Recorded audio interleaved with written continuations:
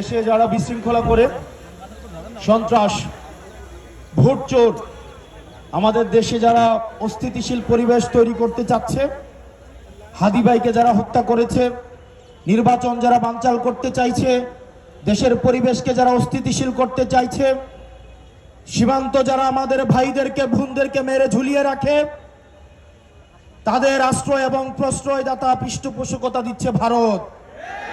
অথর্ব নির্বাচন কমিশন বলে হাদির মৃত্যু নাকি একটি বিচ্ছিন্ন ঘটনা। এই স্পাইনলেস মেরুদণ্ডবিহীন ইলেকশন কমিশনার, আমরা এমন একটি বিচ্ছিন্ন ঘটনা তোমার সাথে যেন ঘটে সেটির অপেক্ষায় থাকলাম। ইলেকশন কমিশনার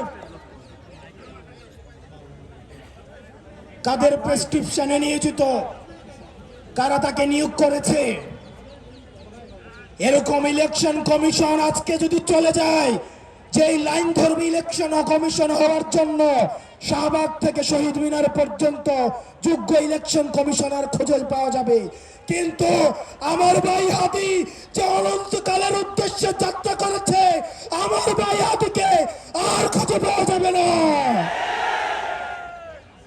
প্রিয় মুক্তিকামী সংগ্রামী জনতা, আপনারা জানেন আমাদের দেশের এক শ্রেণীর আওয়ামী লীগ রয়েছে,